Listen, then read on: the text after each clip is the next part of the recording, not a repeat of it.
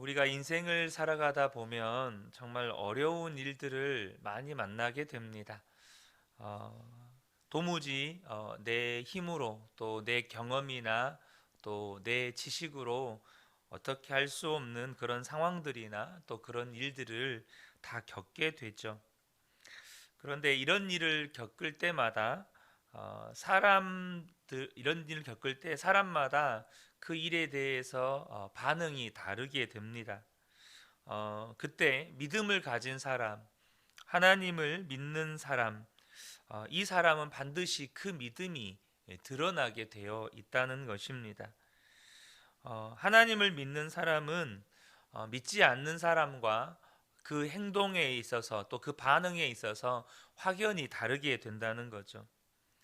오늘 이 본문은 믿음의 사람이었던 다윗이 환난을 당했을 때 어떻게 반응했는지를 보여주는 시편입니다.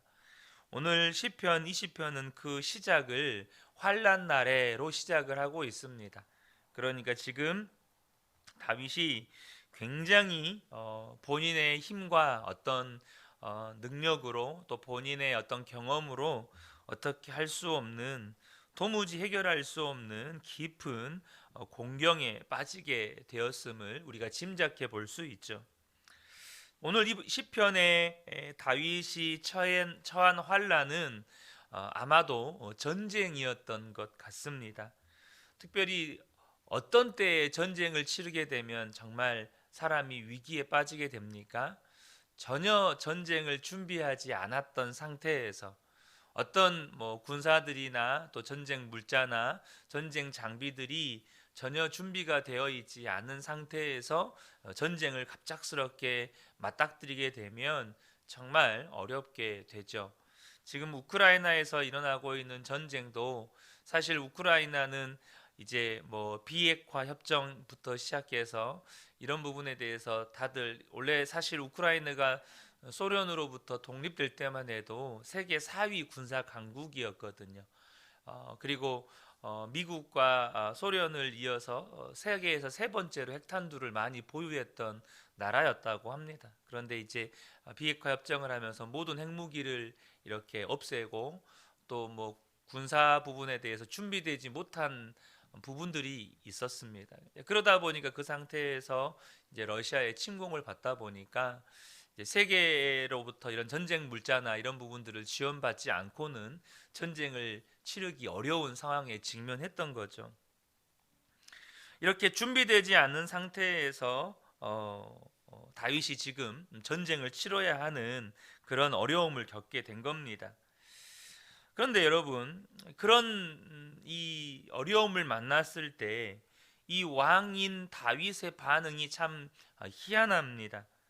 지금 다윗은 이제 전쟁이 났으니까 전쟁을 치르려면 군사의 수를 점검하고 또 군사들을 강력하게 훈련시키고 또 전쟁에 나갈 말이나 병거들을 점검하고 이렇게 해야 되지 않겠습니까? 그런데 지금 다윗은 병거나 말이나 혹은 또 군사의 수를 점검하거나 또 전쟁 훈련을 시키는 게 아니고 깃발을 만듭니다. 하나님의 이름 여호와의 이름이 쓰여진 깃발을 만들고 그 깃발을 들고 전쟁터로 나갔다는 겁니다. 5절 중반절부터 보면 이렇게 기록이 됐죠. 우리 하나님의 이름으로 우리의 깃발을 세우리니 여호와께서 내 모든 기도를 이루어 주시기를 원하노라.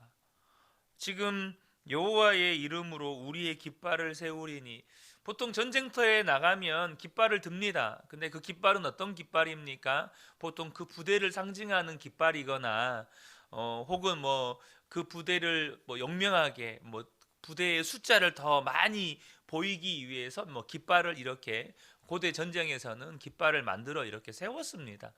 국가를 상징하거나 민족을 상징하거나 그 부대를 상징하는 그런 깃발들을 만들어 세웠죠. 그런데 지금 다윗은 하나님의 이름을 쓴 깃발을 만들어서 그것을 들고 지금 전쟁터에 나가겠다는 것입니다. 한번 여러분 상상을 해 보십시오. 지금 앞에는 어마어마한 적군들이 말과 병거와 온갖 무기들을 이끌고 나아오고 있는데 다윗의 군대는 하나님의 이름을 쓴 깃발을 가지고 이렇게 전쟁터로 나가는 겁니다. 물론 군사를 동원하지 않았다는 말이거나 무기를 전혀 들고 가지 않았다는 말은 아닙니다. 이 말은 무슨 말일까요? 다윗이 전쟁을 치르는 다윗의 마음이 오직 하나님을 바라보고 하나님께 간절히 기도하면서 전쟁을 치렀다는 이야기죠. 다윗이 여러분이 잘 아시는 유명한 이 시편의 9절로 다윗이 그 심정을 고백합니다. 7절인데요. 어떤 사람은 병거, 어떤 사람은 말을 의지하나 우리는 여호와 우리 하나님의 이름을 자랑하리로다. 여러분, 전쟁터에서 이렇게 전쟁을 치르면 사람들이 뭘 자랑합니까? 다윗이 소년 시절에 블레셋과의 전쟁터에서 이 블레셋 군대가 자랑했던 건 이 골리앗이라고 하는 용맹한 장군을 자랑했습니다. 마찬가지죠. 누구나 전쟁을 치르게 되면 그들이 보유한 군대 수, 혹은 그들이 보유한 전차, 그들이 보유한 어떤 말, 이런 것들을 자랑하는 거죠. 근데 다윗은 그 전쟁터로 나가면서 다윗의 군대가 자랑하는 건 우리는 이렇게 많은 군사를 가지고 있다. 우리는 이렇게 많은 이렇게 마병과 말과 병거를 보유하고 있다. 이걸 자랑하지 않고 다윗은 우리는 하나님의 이름을 자랑합니다. 우리의 자랑은 오직 하나님이십니다. 우리 교회로 치면 우리 교회의 자랑은 오직 예수 그리스도십니다. 이 고백입니다. 여러분 개인의 삶으로도 친다면 제 자랑은 제가 연봉이 10억입니다. 제 자랑은 우리 아들이 이번에 사법고시에 합격을 했습니다. 제 자랑은 우리 아들이 이번에 대기업에서 간부로 이렇게 승진했습니다. 이게 자랑이 아니고요. 제 자랑은 오직 우리 주 예수 그리스도이십니다. 이 고백을 하는 것과 똑같은 겁니다. 다윗은 여기에서만 그랬던 게 아니고요. 잘 아시는 것처럼 소년이었을 때 이 블레셋의 장군이었던 골리앗과 그 싸움에 나갈 때 똑같은 동일한 표현을 합니다. 사무엘상 17장 45절인데요. 너는 칼과 창과 단창으로 내게 나아오거니와 나는 만군의 여호와의 이름 곧 내가 모욕하는 이스라엘 군대의 하나님의 이름으로 내게 나아가노라. 골리앗은 2m 70 가까이 되는 그의 육체, 스펙이라고 하죠. 그 강력한 무기였던 검과 방패, 이것을 자랑했습니다.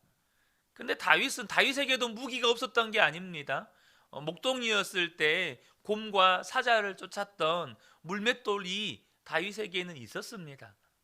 또 나름 다윗의 물맷돌 실력은 굉장히 탁월한 실력이었습니다. 곰과 사자를 쫓아낼 정도로 여러분이 물맷돌을 던지는 실력이 있었으니까 나름 여러분 그 목동 세계에서는 거의 탑을 달리는 실력을 가지고 있었습니다. 그런데 다윗의 자랑이 무엇이었습니까? 누구에게도 자랑해도 사실 부끄럽지 않을 만큼 물맷돌 던지는 실력이 있었어요. 그런데 다윗의 자랑은 만군의 하나님 여호와의 이름이 다윗의 자랑이었던 겁니다. 여러분, 우리가 좀 현실적으로 생각을 한번 해보자고요. 지금 전쟁을 치르는 다윗, 더군다나 이스라엘 백성의 생명을 책임지는 다윗 아니겠습니까? 그런데 다윗이 전쟁을 치를 때 오직 믿음으로 전쟁을 치렀다는 말입니다. 여러분, 이 말이 어떻게 들리신가요? 어떤 분들은 정말 현실적으로 생각을 해보면 이 말씀이 전혀 은혜가 안 됩니다. 오히려 전쟁이 났는데 왕이 전쟁 준비는 않고 지금 여호와의 이름을 쓴 깃발이나 준비하고 앉아있고 도대체 그 깃발 들고 전쟁터로 나간다니 이게 말이나 되는가? 아무리 하나님을 믿어도 그렇지 전쟁은 군사와 말과 병거와 전략으로 치르는 거지. 어떻게 여호와의 이름을 쓴 깃발 들고 나가서 싸우나? 지금 이 말씀이 그대로 우리에게 적용한다 그러면 이건 막말로 세상에 나가서 죽으라는 이야기 아닌가? 여러분, 이 말씀을 읽을 때 은혜와 감동이 되기보다 정말로 현실적으로 생각을 한다면 오히려 마음에 시험이 드는, 마음에 오히려 참 부담이 되는 분들도 계실 수 있습니다. 여러분요, 우리가 하나님을 다 믿잖아요. 근데 하나님을 믿어도 다 똑같이 믿는 것은 아닙니다. 하나님을 다 믿지만 전쟁이 일어났을 때 여호와의 깃발을 들고 전쟁에 나갈 수 있는 이 믿음은 사실 아무에게나 있는 믿음은 아닙니다. 어느 목사님이 이렇게 이제 목사 안수를 받는 날에 예수를 안 믿는 아버지가 교회를 오셨습니다. 아들이 신학교 가서 목사가 되겠다고 했을 때 반대했지만 말릴 수가 없었다고 그래요. 신학교를 졸업하고 전도사가 되더니 이제는 목사가 된 것이죠. 그리고 오늘 이제 목사가 되는 날입니다. 가족들과 자녀들이 하도 강권을 하니까 평소에는 교회를 안 다니시던 이 어르신이 아들 목사 안수 받는다고 교회를 나오신 거예요. 예배를 드리고 찬송을 부릅니다. 근데 그 찬송 가사가 여러분 잘 아시는 것처럼 주 예수보다도 귀한 것은 없네, 그 찬송 있잖아요. 그 찬송 가사를 보니까 세상 즐거움 다 버리고 세상 자랑 다 버렸네, 이 찬양 가사가 나오는데 여러분 딱 그 목사 안수 받는 날에 적합한 찬송이잖아요. 그런데 이 어르신은 그 찬송을 함께 따라 부르시는데 그렇게 우시는 거예요. 왜냐하면 내 아들이 정말로 이제는 이런 길을 가는 거구나. 세상 자랑, 세상 즐거움 다 버리는 길을 가는 거구나. 그러니까 아들을 생각하니까 무슨 이제 믿음 때문이라기보다는 아들을 생각하니까 서럽기도 하고 슬프기도 하고 그래서 우셨다는 거예요. 근데 이 목사님의 여동생이 이제 아버지를 모시고 이렇게 예배를 드렸는데 그렇게 펑펑 우시는 아버지 옆에서 아버지에게 이런 말을 했대요. 아버지 울지 마. 아버지 울지 마. 딴 사람도 다 똑같이 찬송 부르는데 왜 아버지만 울어? 막 이렇게 했다는 거예요. 뭘 말씀드리려고 하냐면 여러분 많은 성도들이요 찬송을 부릅니다. 찬송을 부를 때 찬송가니까 부르는 거지 그 가사 하나하나를 하나님 앞에 올려드리는 믿음의 고백으로 다 똑같이 부르는 건 아니라는 겁니다. 여러분 우리가요 찬송을 왜 부릅니까? 교회에서 예배 순서에 따라서 그냥 찬송 부르는 순서니까 부르는 겁니까? 그거 아니잖아요. 여러분 찬송도 우리의 신앙의 고백입니다. 단지 곡조를 붙여가지고 하나님 앞에 올려드리는 우리의 신앙의 고백이에요. 여러분 근데요 우리가 찬송을 부를 때도 이와 같은 믿음의 고백으로 부르는데 여러분 방금 그 이야기를 들으면서 세상 즐거움 다 버리고 세상 자랑 다 버린 사람이 여러분 어찌 목사만 이겠습니까? 예수를 믿는 모든 성도는 다 세상 즐거움 다 버리고 세상 자랑 다 여러분 버리는 것이 믿음이잖아요. 제가 이번 주일 설교를 할 때 여러분께 그런 질문을 잠깐 드렸었습니다. 우리 교회가 어떤 교회가 되기를 원하십니까? 정말로 성도 수가 수천 수만 명이 되는 대형 교회 혹은 목사가 유명해진 교회, 저는 그런 교회가 되기를 원치 않는다고 말씀을 드렸습니다. 사랑으로 소문난 교회, 예수님으로만 소문난 교회, 사랑하지 못할 사람이 없고 용서하지 못할 사람이 없고 품지 못할 사람이 없는 교회, 그런 교회가 진짜 큰 교회고 하나님으로부터 인정받는 교회라고 말씀을 드렸었습니다. 그런데 온라인으로 예배를 드리시던 저희 어머니가 이 예배를 다 듣고 이제 설교 다 듣고 어제 저희 아내랑 통화를 했는데 이러셨대요. 아이고 저 욕심도 없는 놈, 다음부터 설교 시간에 제발 그런 이야기 좀 하지 마라 그래라, 이제 그러셨다는 거예요. 여러분, 저라고 왜 세상에 즐거움이 없겠고 왜 세상에 자랑이 없겠습니까? 왜 제 안에 그런 욕심이 없겠어요? 단지 하나님이 기뻐하시는 길을 따라가고자 하는 제 마음 안에 소원이 있다는 겁니다. 욕심이 전혀 없다는 게 아니에요. 제 마음에도 여전히 욕심이 있죠. 그러나 하나님이 기뻐하시는 길을 따라가고 싶다는 겁니다. 사랑하는 성도 여러분, 많은 성도들이요, 찬송을 불러도 믿음의 고백이 안 돼요. 지금 우리는요, 지금 우크라이나에서 일어나는 전쟁과는 비교도 안 되는 작은 문제들과 씨름하면서 삽니다. 그런데도 우리의 마음은 정말로 무서운 믿음의 싸움을 해요. 많은 성도들이 하나님을 믿고 예배를 드리러 교회에 나오지만 여전히 먹고 사는 문제로 고민하는 분들이 참 많습니다. 은행의 잔고가 걱정이고, 관리비 내는 게 걱정이고, 은행 이자 내는 게 걱정이고, 생활비가 걱정이고, 아이들 학원비가 걱정이고, 마음속에서 이 먹고 사는 문제로 인한 염려와 또 두려움들이 참 많습니다. 여러분, 도대체 하나님을 믿는다는 게 뭘까요?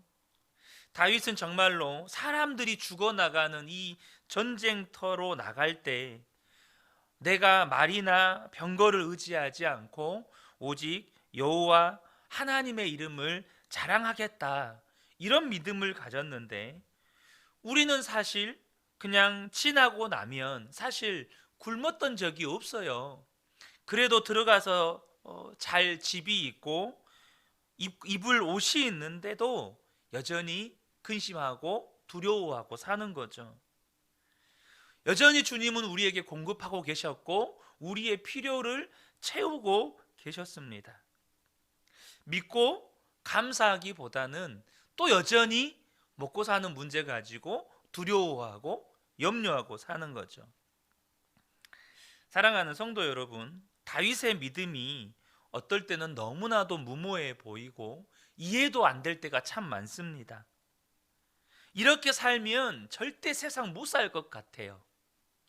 그런데 우리는 알잖아요. 다윗은 이스라엘 역사상 가장 강력한 왕국을 건설했던 왕입니다. 지금도 그 다윗의 왕국의 시대를 이스라엘 사람들은 회복하기를 원해요. 무엇 때문일까요? 다윗의 믿음 때문이었습니다. 사랑하는 성도 여러분, 이 시편 20편은 역사적인 사실입니다. 다윗은 역사 속에 실존했던 인물이에요.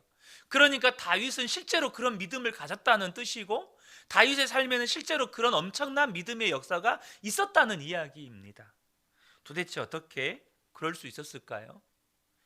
이유는 딱 한 가지밖에 없어요. 다윗은 진짜 하나님을 믿었다는 겁니다. 이 고백 그대로 다윗은 하나님을 믿었다는 거예요.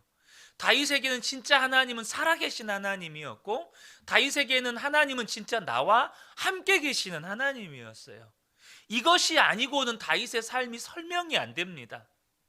여러분, 우리가 지금 다윗처럼 위대한 삶을 살고 있지는 않습니다. 그래서 제가 2주 전에도 그런 말씀을 드렸잖아요. 여러분, 우리는요, 하나님이 하신 일을 크게 볼 수 있는 것, 하나님이 하신 일을 크게 보는 것, 그게 믿음입니다. 근데 여러분의 삶에, 우리가 다윗의 삶에 일어났던 그런 엄청난 역사까지는 아니더라도 지금 여러분의 삶을 보면 하나님이 하신 일이 아니면 설명이 안 되는 일들이 분명히 있습니다. 하나님이 하신 일이 아니면 여기까지 도무지 올 수 없었던 은혜가 있어요. 어떻게 하나님이 하신 일이 아니면 그 여러분 지금 부부들이 여기까지 오실 수가 있어요? 하나님이 하신 일이 아니면 어떻게 지금 여러분의 가정이 평안할 수가 있죠? 하나님이 지키셨고 하나님이 보호하셨고 하나님이 인도하셨습니다. 근데 우리의 문제는 두 가지죠. 그 하나님의 역사하심이, 하나님은 역사하시지 않은 적이 없어요. 근데 내가 느끼는 하나님의 역사가 너무 듬성듬성이에요. 그렇지 않나요? 어떤 때는 하나님이 정말로 역사하신 것 같아요. 근데 그것이 1년에 한 번, 두 번 찾아보기가 힘들어요. 그리고 여전히 우리의 삶에 하나님이 역사하고 계시는데도 불구하고 하나님이 하신 일을 우리는 너무나도 작게 보는 경향이 있다는 거예요. 사랑하는 성도 여러분, 저와 여러분의 삶에 하나님의 깃발을 드시기를 축복합니다. 다른 게 아니에요. 우리의 삶에 하나님의 깃발을 든다는 게 뭘까요? 하나님의 이름을 자랑하는 겁니다. 예수 그리스도, 그분이 나의 주님이시고 나의 하나님이시라는 것을 믿음으로 고백하는 거예요. 어떤 어려움을 만났을 때 사람들은 어떻습니까? 그 문제를 해결하기 위해 이 방법 저 방법부터 찾기 시작합니다. 우리가 여호와의 이름이 쓰여진 깃발을 든다는 게 뭡니까? 어떤 문제를 만났어요. 주님이 나의 주님이십니다. 예수님이 나의 구주이십니다. 나는 죽었고 오직 내 안에는 예수님이 계십니다. 그것이 여러분 여호와의 이름의 깃발을 드는 거예요.